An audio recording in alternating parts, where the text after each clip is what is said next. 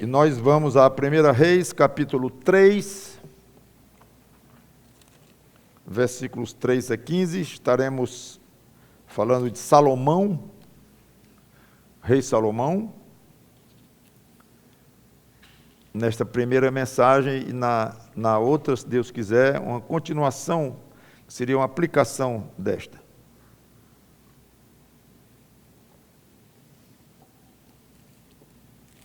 1 Reis, capítulo 3, versículos 3 e 4. Salomão amava ao Senhor, andando nos preceitos de Davi, seu pai, porém sacrificava ainda nos altos e queimava incenso. Foi o rei a Gibeão para lá sacrificar, porque era o alto maior. Ofereceu 1000 holocaustos, Salomão, naquele altar. Vamos orar.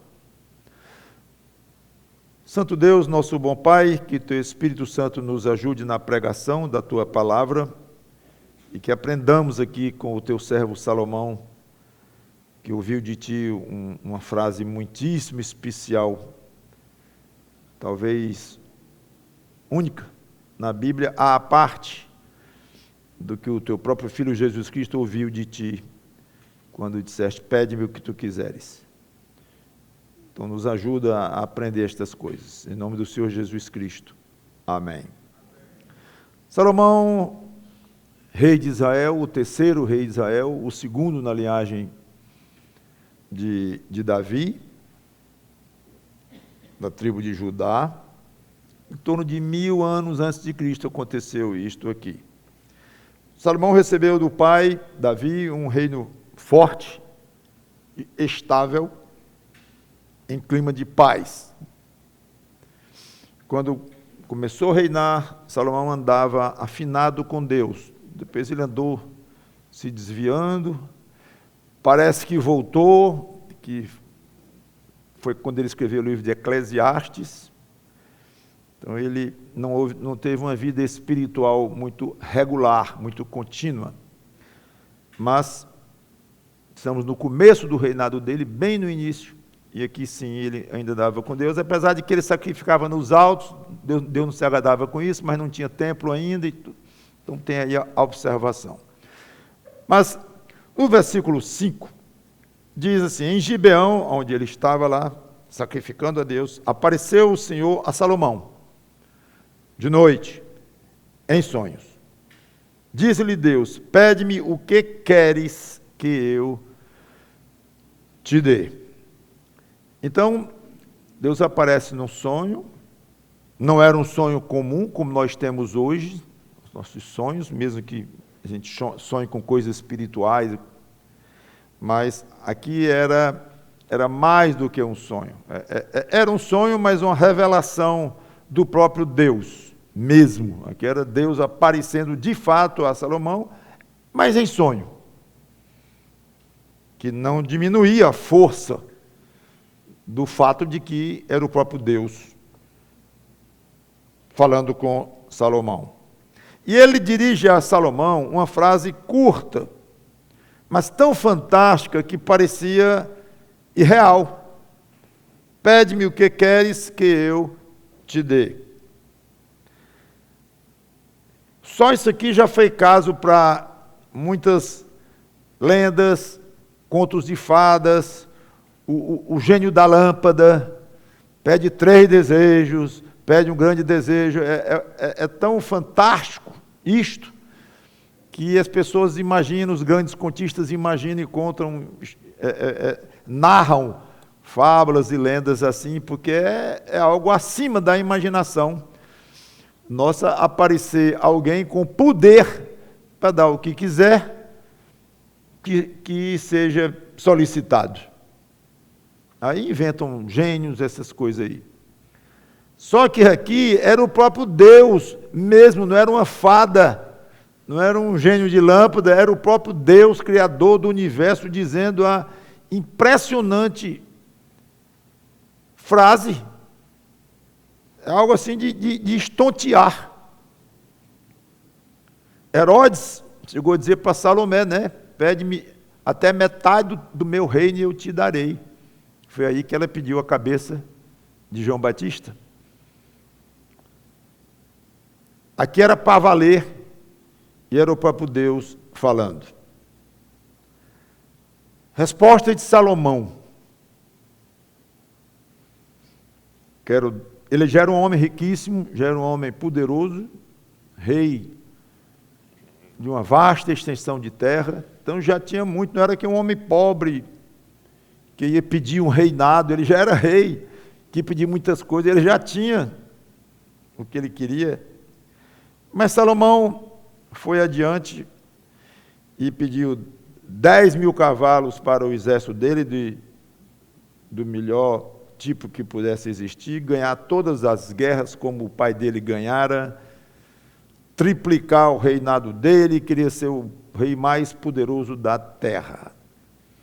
Não foi isso que Salomão pediu.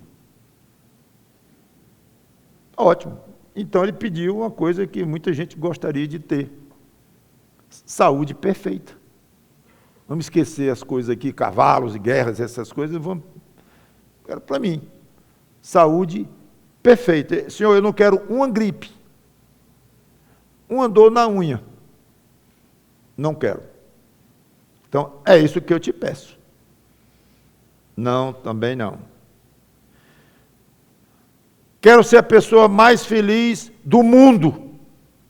Não ter uma angústia, uma depressão, uma tristeza, uma ansiedade. Eu quero ser feliz todos os dias da minha vida, desde que eu acordar até eu dormir, feito um cabrito pulando de alegria aí o dia todo.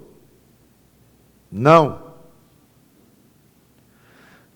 Talvez muitos pensassem assim, mas um minutinho, o que sobrou para pedir?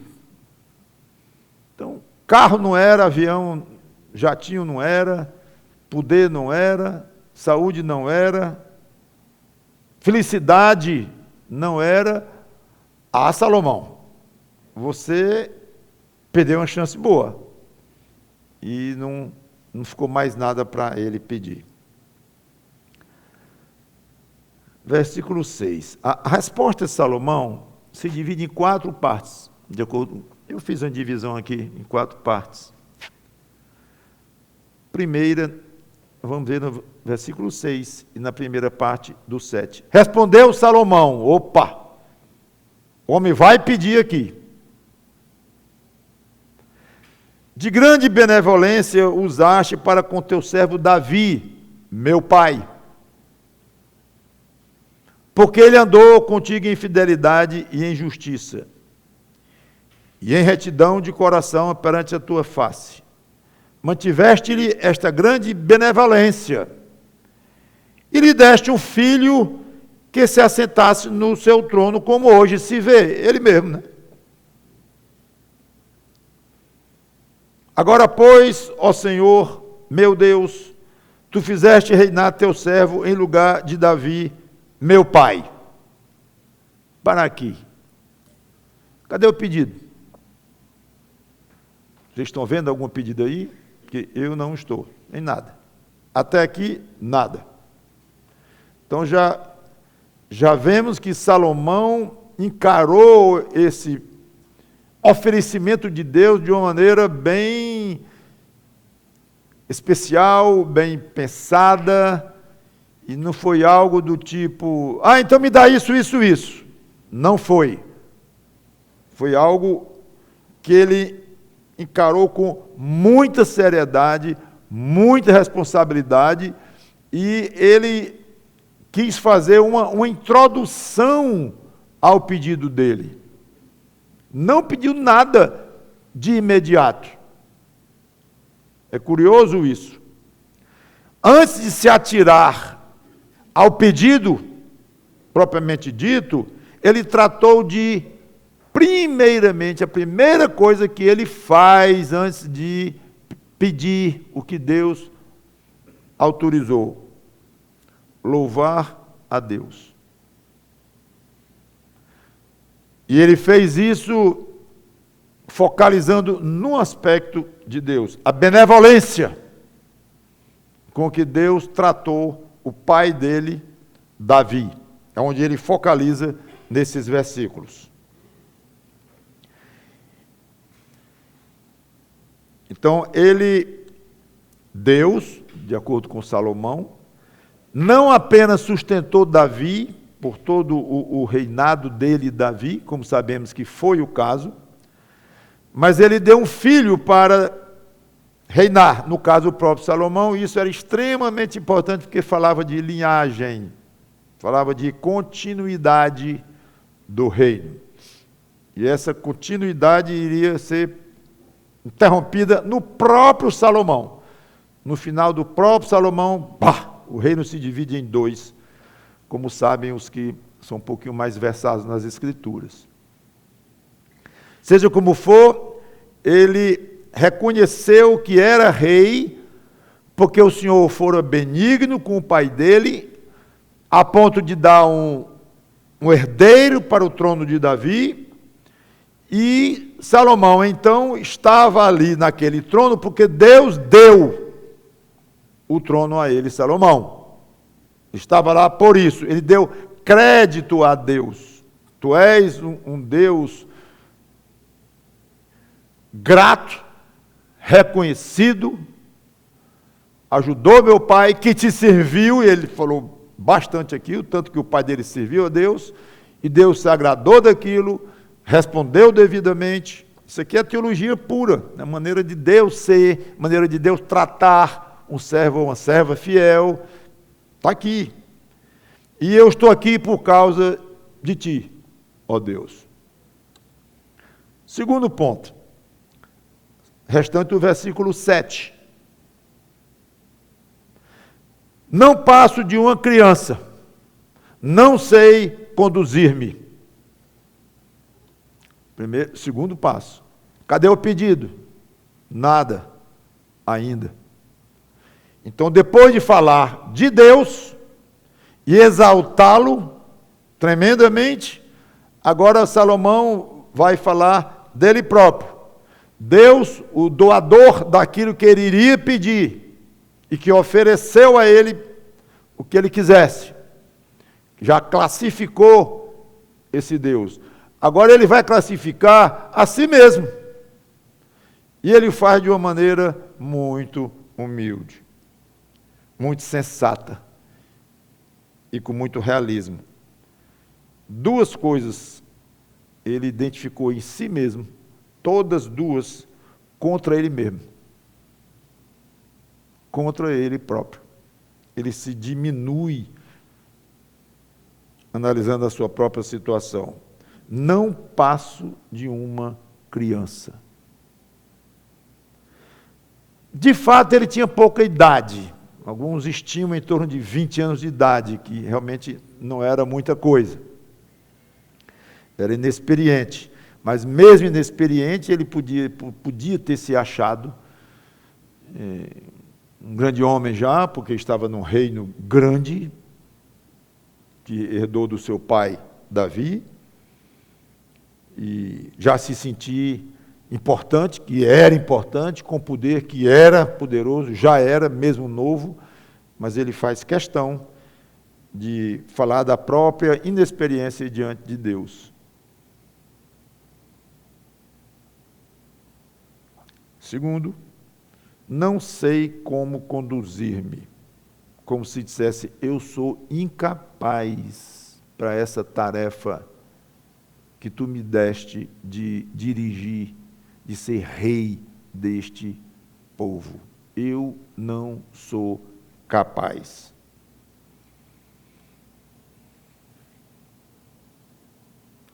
Que maneira de começar uma conversa com Deus e de responder ao que Deus deu a ele, o privilégio. Terceira, ele analisou o povo sobre o qual ele reinava. Versículo 8. Teu servo está no meio do teu povo, que elegeste, povo grande, tão numeroso que se não pode contar. Ele analisa Deus e exalta. Ele analisa a si próprio e rebaixa. que são segredos da vida cristã, valiosíssimos. Terceiro, analisou o povo sobre o qual ele reinava. E ele identifica o povo dele, ao qual ele fazia parte, o povo sobre o qual ele reinava, mas ele diz, o teu povo. Teu servo está no meio do teu povo que elegeste. Esse povo é teu. Esta ideia de não posse da parte de Salomão, esta ideia de exercer um poder sobre um povo emprestado ou cedido, talvez seja melhor, entregue a ele de uma maneira altamente provisória, para que ele conduzisse aqui na terra como rei. O fato de ser rei, de ter palavra de vida ou morte, como ele tinha, como rei, nada disso anuviou, como se diz, a sua visão para considerar aquele povo como dele próprio. Ele claramente se coloca como um mero mordomo, um servo de Deus, cuja missão muito difícil que recebera de Deus era cuidar de algo que era do próprio Deus, não dele. Mostrando uma lucidez muito grande em deixar claro, isso aqui é provisório, esse povo não é meu. É coisa interessante que a gente vê muitos pastores dizendo minha igreja, em reuniões de pastores, então é muito comum. A gente vê, porque lá na minha igreja, o outro, não, na minha igreja. Eu sei que muitas vezes esse minha igreja significa simplesmente a igreja sobre a qual eu sou pastor. Tudo bem, não mais do que isso. Mas é uma expressão que seria bom que fosse evitada. Pessoalmente, eu evito muito. Vocês devem ter ouvido muito pouco eu falar da Luz do Mundo como minha igreja. Por um motivo muito simples, porque eu não acho, ou seja, não considero. Que algum dia eu falar no sentido, posso até falar no sentido de a igreja que eu pastorei, pode ser. Mas não gosto. Podendo evitar, eu evito, não cai bem.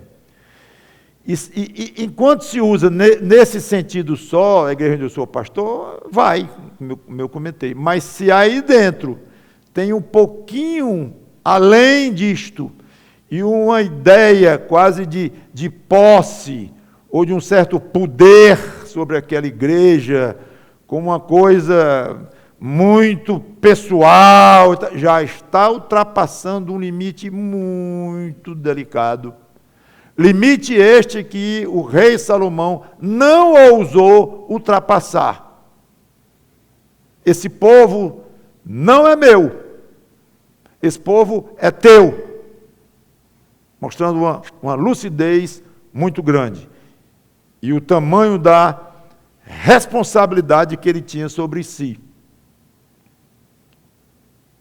É comum a ideia de que se você tem dinheiro em casa, ou um bem muito precioso, você vai ter cuidado com ele. Mas se chegar um amigo, dizer, rapaz, eu vou viajar, está aqui uma caixa, aqui tem joias da minha esposa, ou que eu herdei, ou coisa assim, isso é muito valioso, e guarde, por favor.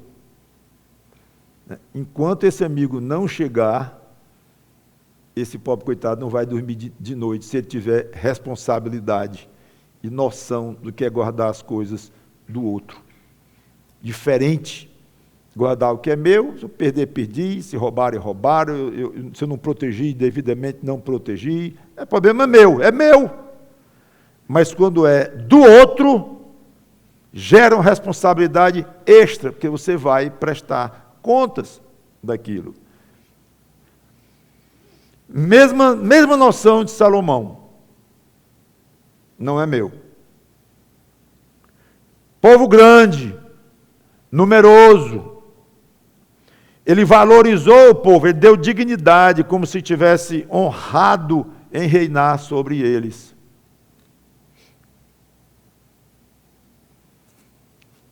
Não sei se eu devia contar isso, mas eu era recém-convertido, décadas atrás, e o pastor da igreja foi lá no meu escritório, eu tinha 20 e poucos anos de idade, eu não me lembro exatamente o contexto, faz muito tempo, né? Eu acho que era para me convencer a dar aula na escola dominical. Eu tinha pouco tempo de crente, e tinha começado a estudar as escrituras há poucos meses e tal, e eu acho que o contexto foi esse. O contexto não é muito importante, mas a conversa foi por aí e tal. Aí ele disse uma coisa, se eu estou me lembrando hoje, é porque ficou, né? É porque os irmãos lá da igreja são as Maria vai com as outras.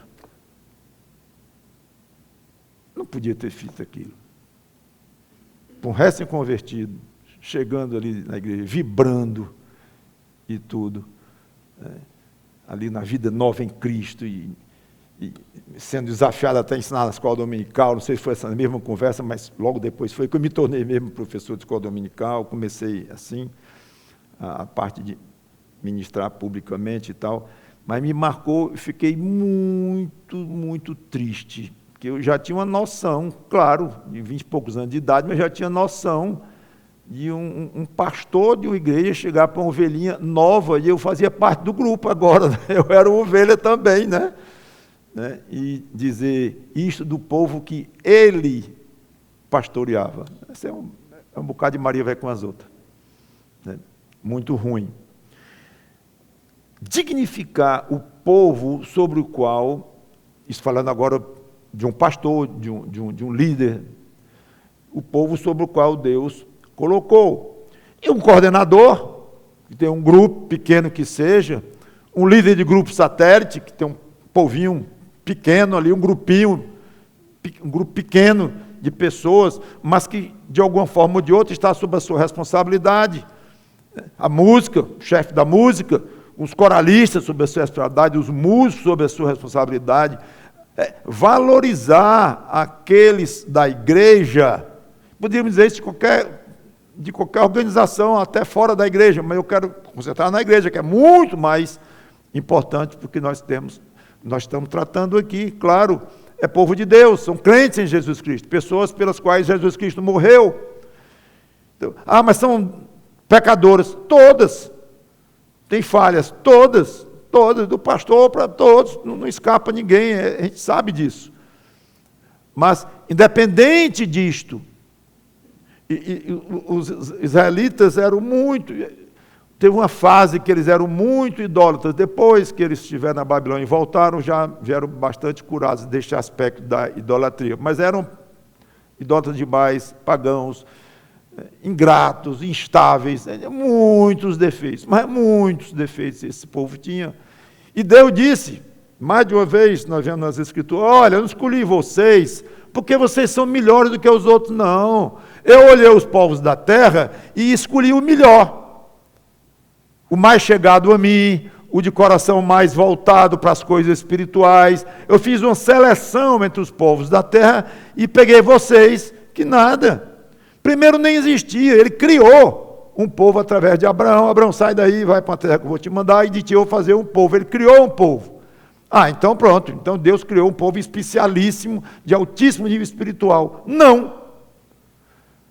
Então nesse aspecto, o povo judeu que veio lá de Abraão, eles eram povo da aliança de Deus, e aí estava o grande valor do povo, porque tinha sido escolhido por Deus para ser o povo de Deus, mas pecadores do mesmo jeito. Fica evidente que Deus deu a eles uma inteligência especial. Hoje tem muita gente, começando a olhar e dizer, esses judeus são diferentes, eles se metem aí, o negócio é complicado, tem uma relação aí de prêmios Nobel, que é uma coisa absolutamente impressionante. A quantidade de judeus que já receberam o prêmio Nobel é algo absurdamente desproporcional com a quantidade, o tamanhozinho do povo de Israel, e se bem que aí são judeus, alguns de outras partes do mundo também, mas como povo, como raça, lá em cima. Então parece que tudo indica que Deus dotou o povo judeu com muita inteligência. Só que muitas vezes essa inteligência era usada para ganhar dinheiro, que é conhecido também que judeu é bom de ganhar dinheiro, tem piadas sobre judeus, extremamente sabidos, muitas vezes no mau sentido da palavra. As grandes fortunas do mundo são de judeus. E então, parece que nesse aspecto Deus os dotou como um povo especial mesmo. Mas espiritualmente, não os dotou. Mataram o Messias deles, Jesus Cristo, nosso Salvador. Até hoje, essas guerras que fazem aí e vencem de uma maneira até miraculosa mesmo em tudo, não é em nome do Deus de Jesus Cristo, o Deus da Bíblia, não. É em nome de Deus, mas o Deus deles é o Deus só do Velho Testamento. Mas ninguém vai ao Pai senão por mim, ninguém chega ao Deus da Bíblia se não for por Jesus Cristo. Então, não vai. Então, hoje os judeus estão lá, mas não tem Deus no coração mesmo. Honram a Deus como a parte histórica, tradicional e tal. Mas vai chegar o dia que o povo todo vai se converter. Então, seja como for, a dignidade do povo estava no fato de ter sido escolhido por Deus para ser o Deus, o povo dele. Se era o povo dele, honre. Honre. Era o povo de Deus. Honre. Saul foi um rei péssimo, que perseguiu Davi, para matar Davi, várias vezes nós sabemos disso. Péssimo. E Davi não ousava tocar com o dedo no braço de Saul. Por quê? Porque era ungido de Deus. Não toque. Davi matou gente, porque um disse que tinha terminado de matar o pobre do Saul, que estava lá se revolvendo em sangue, com a espada que ele mesmo enfiou nele, caiu sobre a espada, uma história feia danada. Mas o homem foi dizer para Davi, não, eu terminei de matar. Só que Saul era inimigo de Davi, queria matar Davi, e achou que ia agradar Davi dizendo isso. Davi só fez olhar para ele e disse, mata-o. Antes do pobre coitado se admirar que ia ser morto, ele já estava. Davi mata sumariamente. Mas, porque com tua boca tu disseste que mataste o ungido de Deus. Não, mas Saul te perseguia de morte. Eu não quero saber, ele é o ungido de Deus. Então não adianta querer justificar ou explicar a coisa assim. Não. Salomão valorizou o povo sobre o qual ele tinha sido colocado para ser rei, porque era o povo de Deus. E é assim que nós devemos encarar uma igreja local. É o povo de Cristo ali. Deve-se ter muito cuidado. Sei que isso é uma questão complexa, porque vai ter igrejas que estão muito longe do Evangelho mesmo, a gente vê que não tem sustentação doutrinária, coisa assim, mas há vários níveis de fidelidade, até chegar numa heresia mesmo, ou numa grande infidelidade à palavra de Deus. Há níveis. E quando é que o nível para e você passa a considerar uma igreja cristã ou não? Não dá, não tem quem marque isso. Então é bom ter muito cuidado quando você se referir a uma determinada igreja que se diz cristã e que pelo menos tem um mínimo de demonstração de que de fato é uma igreja que honra, até certo ponto pelo menos, as Escrituras. Tenha cuidado, só isso. Tenha cuidado.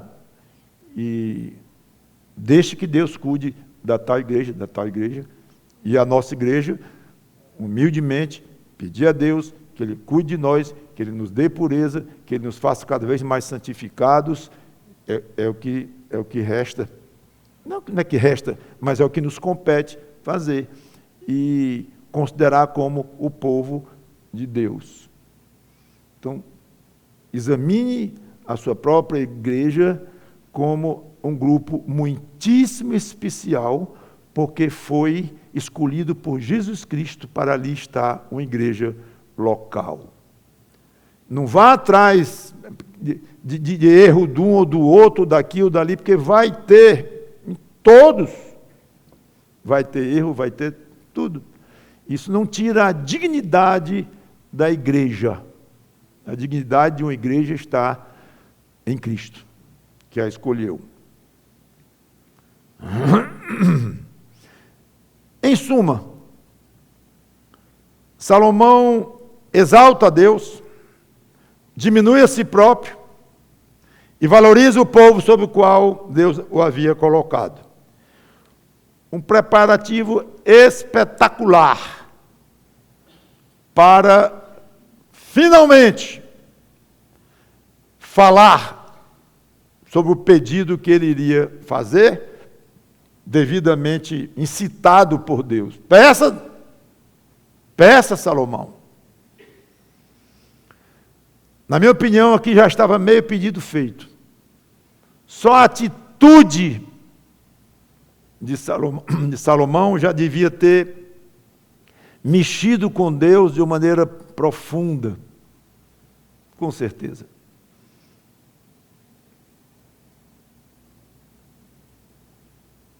Deus já devia estar muito desejoso. Se Deus já estava querendo dar o que Salomão pedisse, agora com a atitude desta,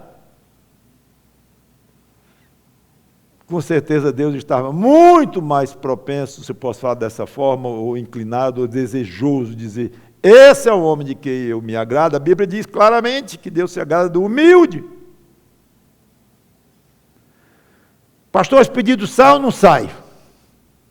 Sai. Versículo 9.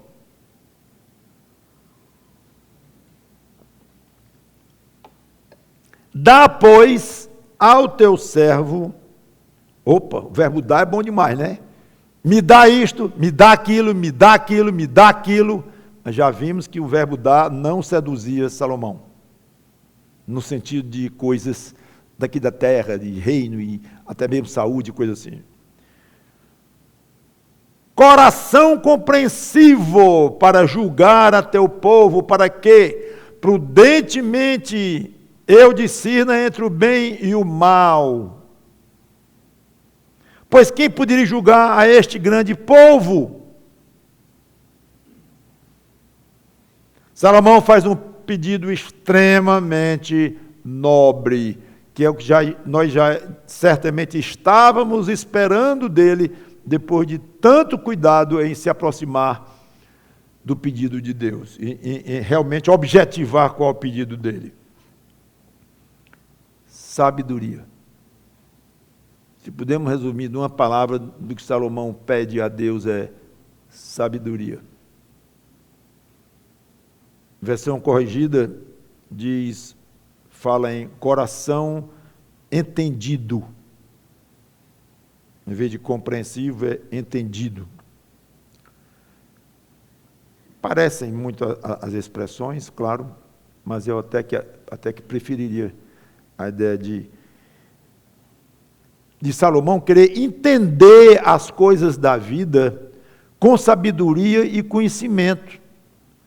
Não é conhecer só sobre um aspecto científico, que ele também teve, como eu vou mostrar para vocês. Segundo Crônicas, capítulo 1, versículo 10, fala dessa mesma experiência, de forma quase igual, mas dá mais colorido aqui, segundo Crônicas 1 e 10. Dá-me, pois, agora sabedoria e conhecimento. Quase repetido, como eu disse, mas tem um pouquinho mais de nuance. Para que eu saiba conduzir-me à testa deste povo, Pois quem poderia julgar a este grande povo? Ele queria poder mental, espiritual, psicológico, de qualquer ordem que fosse, para avaliar em profundidade as circunstâncias que iriam surgir dia a dia no seu reino, para tomar atitudes justas e corretas. Com que propósito? Olha o propósito das coisas, com que propósito? Porque no dia que houvesse um concurso do rei mais sabido do mundo, ele tiraria o primeiro lugar. É isso aí que ele queria, o mais inteligente e tudo. Não. Qual é o propósito? Ele diz o propósito.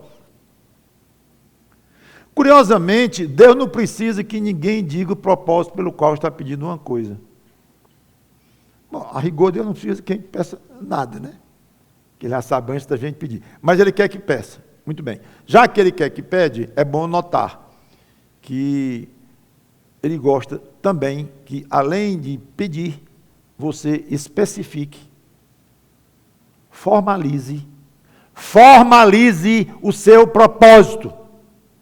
E não venha com a história de dizer, ele sabe, repetindo, você nem iria orar, se for na base do ele sabe. Claro. Então não é válido o raciocínio, o argumento de que ele sabe o meu propósito, o propósito do meu coração. Certo, ele sabe, mas ele gosta. Pode observar que muitas orações na Bíblia tem lá dizendo o propósito pelo qual aquela pessoa orou. Não há um mandamento na Bíblia, uma ordem explícita, até onde eu me lembro, de dizer, olha, é importante as nossas orações, você dizer o propósito, se não disser nem vale e tal. Não tem isso. Mas só em nós vermos modelos de oração e uma circunstância espetacular como essa de Salomão, em que Deus aparece a ele, oferece, pediu o que ele quisesse. Salomão faz uma introdução espetacular e está tudo muito bonito aqui. Então, aqui é um modelo, é tão um modelo que, como eu disse, eu vou dedicar a próxima pregação para aplicar isso tudo para a nossa vida pessoal de oração. Por enquanto eu estou concentrando no próprio Salomão, fazendo algumas poucas aplicações com relação à igreja e coisa e tal. Mas o meu propósito é, falando em propósito, né? O propósito é, na próxima pregação, dizer, o que a gente aprendeu de Salomão, como se fosse um roteiro espetacular, um guia, um rumo fantástico que Salomão nos dá para nossas orações pessoais. Nós vamos ver isso detalhadamente, se Deus quiser, na próxima pregação. Então, qual é o propósito de Salomão? Para julgar a teu povo. Para julgar bem, ele queria discernir prudentemente entre o bem e o mal. Assim, eu vou julgar mal. Eu não tenho capacidade, Senhor Deus, de julgar esse povo de uma maneira correta. Agora, sem ser de uma maneira justa, qualquer um julga. Decreta ali, mata um, mata o outro, solta o outro, e faz como quer, faz aliança com o rei tal, ataca o outro rei vizinho do outro lado, e vai tocando, vai bolando. Às vezes dá certo, às vezes não dá, o reino fica maior com aquele rei, ou fica menor, e o rei não é destruído pelo outro rei, termina sem cabeça, todo jeito, vai tocando aí. Não. Senhor, eu não sei dirigir este povo. É muito interessante. Como eu não sei, eu preciso de entendimento. Porque o que eu queria mesmo era ser um rei digno. E um rei digno, na minha concepção, Salomão dizendo, é um rei que julga com justiça. Isso aqui é assim mesmo, está ok, isso aqui está errado, então está errado. Isso aqui é assim, prende, isso aqui mata aquele ali, na época, né? Pena de morte era a palavra dele. Faz aliança com o rei tal, ataca o rei tal, embora Salomão fosse um rei muito pacífico, mas fez muitas alianças. Então, o que ele queria era sabedoria para julgar o povo com justiça. Uma justiça vinda de Deus, obviamente. Um pedido altruísta, ou seja, o contrário de egoísta. Em vez de pensar em si, ele pensou nos outros, tratá-los com justiça. É o que ele botou em alta prioridade aqui. A reação de Deus não é nem um pouco difícil de imaginar, nem um pouco. Deus vibra com o pedido de Salomão, o equilíbrio do pedido.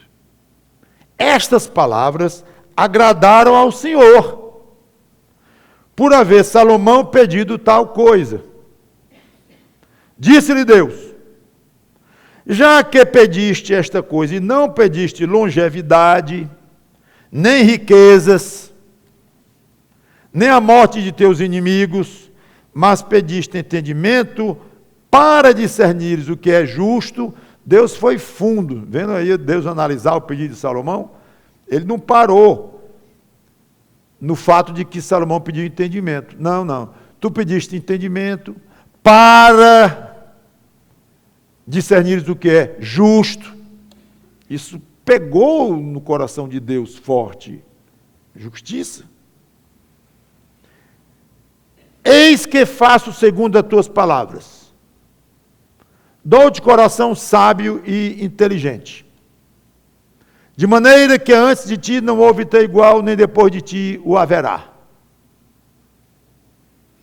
Também até o que não pediste, eu te dou, tanto riquezas como glória, que não haja teu igual entre os reis por todos os teus dias. Se andares nos meus caminhos e guardares os meus estatutos e os meus mandamentos, como mandou Davi teu pai, prolongarei os teus dias. Deus cita 3 coisas que Salomão não pediu.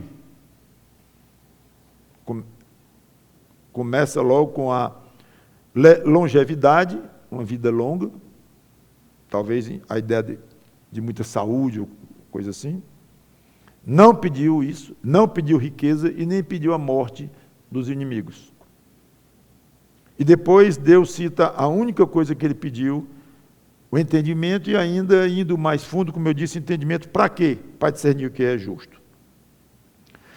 Acontece que Deus é justo, é um dos atributos de Deus. Salmo 11:7, puxei por acaso, lá diz que Deus é justo, tem centenas de passagens, talvez milhares, de que Deus é justo. Então faz parte da pessoa de Deus ser justo. E Jesus Cristo mostrou nas suas bem-aventuranças uma coisa interessante. Aqui em Mateus 5 e 6, eu não preciso ir lá não.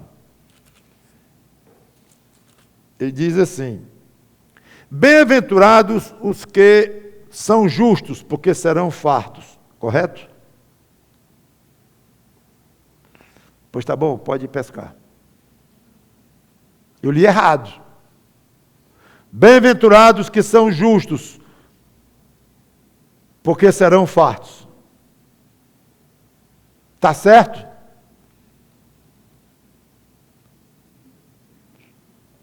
Gente, eu não disse onde é não? Mateus 5 e 6. Ah, bom, coitados, olhando para mim não sabiam de onde era.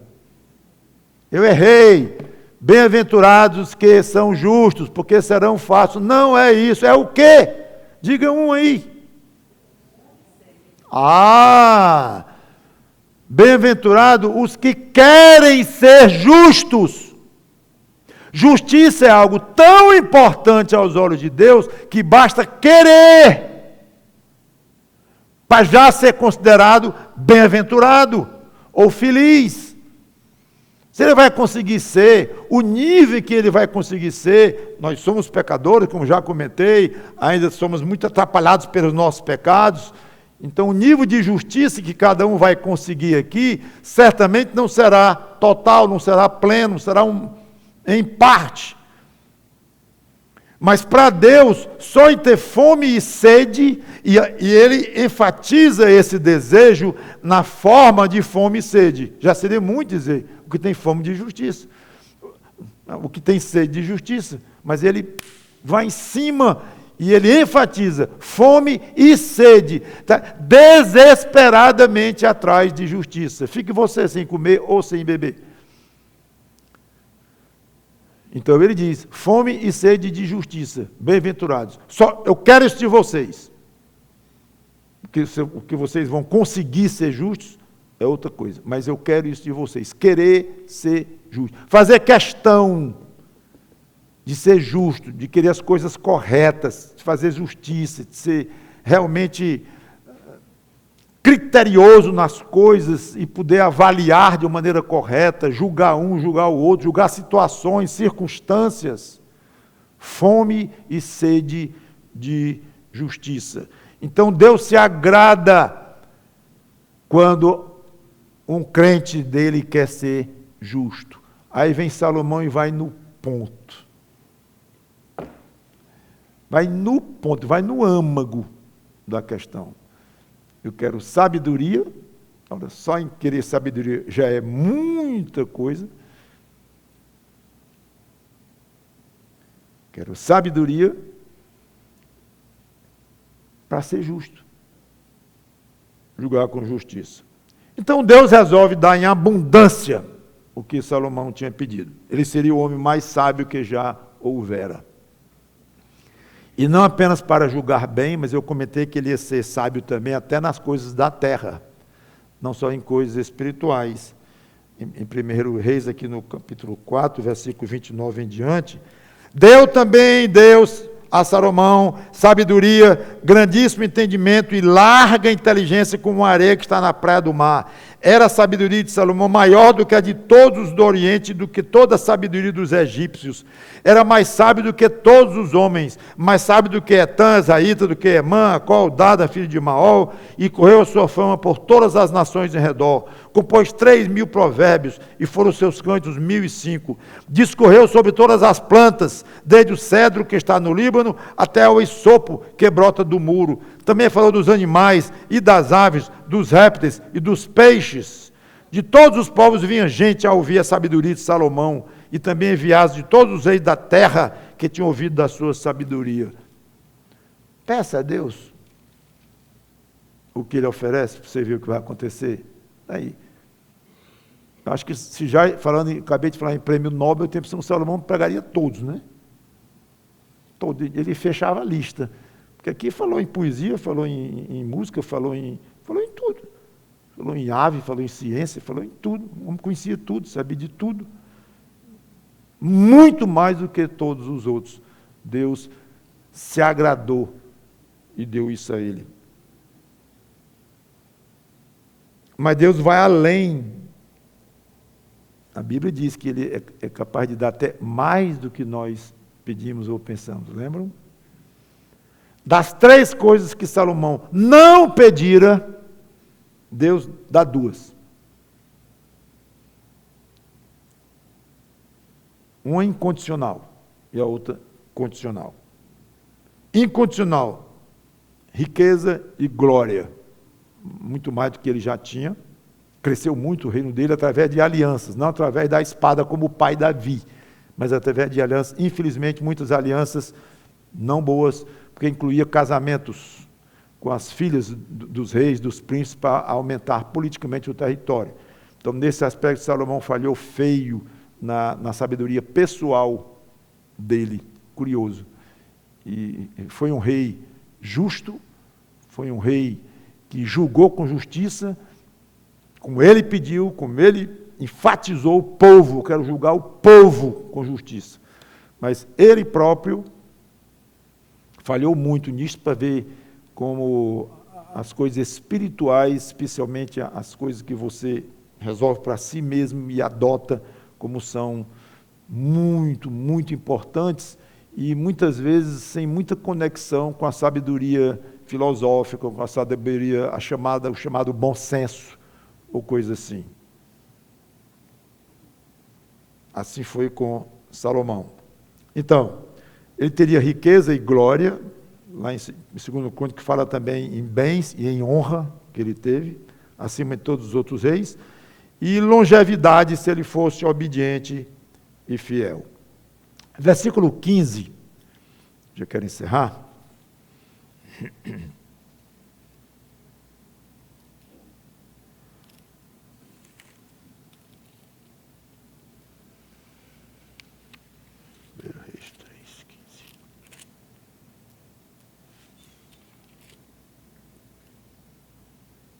Despertou Salomão, e eis que era sonho.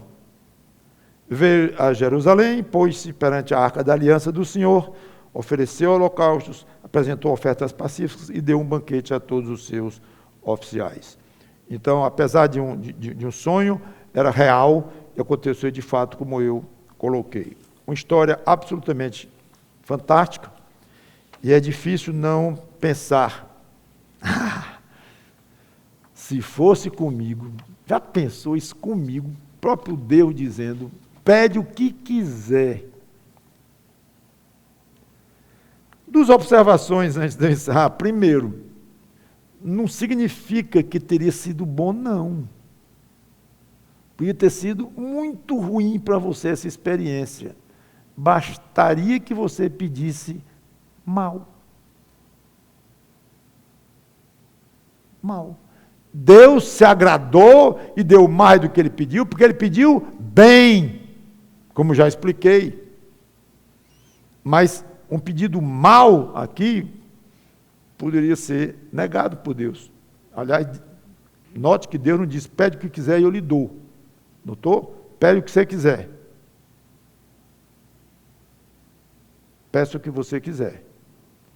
Então, se você quiser sonhar na sua cama, na sua rede, assim, antes de dormir, está com insônia, em vez de contar carneirinho, aí for pensar assim, rapaz, se Deus aparecesse para mim e dissesse igual Salomão, peça o que quiser,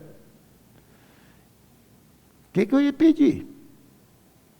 Não pense num carrão, por favor. Não pense num apartamentaço. Não pense em terras. Não pense que você está indo pelo lado errado. Quero casar com uma mulher linda, ou com um rapaz belíssimo. Não vá por aí. Pode pedir uma esposa boa, um noivo bom, pode pedir. Mas olha, o que você vai colocar, os ingredientes que você vai colocar neste pedido. Um emprego bom. Tem níveis de pedidos. Que tal ir para o nível logo que vai direto no coração de Deus? Eu quero encerrar dizendo que, em certo sentido, nós temos essa oportunidade hoje. Não precisa Deus aparecer num sonho a nós, dizendo, peça o que quiser. Há um sentido em que nós já estamos nessa situação. Certamente não de uma maneira tão direta e tão específica, mas há passagens do Novo Testamento, que eu vou começar com elas na próxima pregação, mostrando que há passagens análogas ao que aconteceu entre Deus e Salomão naquele sonho dele. Análogas, em que o próprio Senhor Jesus Cristo diz quase a mesma coisa, promete faz quase a mesma oferta para nós. E nós talvez não percebamos do tamanho desta oferta que Jesus faz e da garantia que ele faz quanto às respostas. Talvez nós não percebamos quando descobrimos que não é como o pessoal da prosperidade acha. Então o que Jesus fala aqui não é mesmo assim a graninha não. As coisas aqui, não é não. Ah, eu acho que tem muito crente que diria assim, que pena. Que pena que o que Jesus oferece não são coisas daqui materiais. Se fosse, pense assim não. Que Deus nos ajude. E durante essa semana fique aí imaginando o que você iria pedir a Deus. E se Deus promete alguma coisa nesse sentido, ou se essa é apenas uma história curiosíssima do Velho Testamento, para nós curtirmos numa noite, lendo e pregando sobre ela, ou ler em casa, e pronto, e ver como Deus é grande, é poderoso, e acabou-se, não muito mais do que isso. Não. Tem uma aplicação muito mais forte para a nossa vida hoje, sobre exatamente este assunto. Vamos orar. Obrigado, Senhor Deus, pela Tua palavra, que o Teu Espírito Santo nos ajude a entender estas coisas, dar-nos sabedoria para entender estas coisas e para agirmos de uma maneira justa, quer como pais, como mães, como os homens que sejam pastores e pessoas que têm liderança, que estão, num certo sentido, na liderança de alguns grupos pequenos ou grandes, dar-nos sabedoria para ser justos e abre o nosso coração para o tesouro que nós temos, para o que Cristo prometeu se nós orássemos, e nos prepara para a próxima pregação. Em nome do Senhor Jesus Cristo. Amém.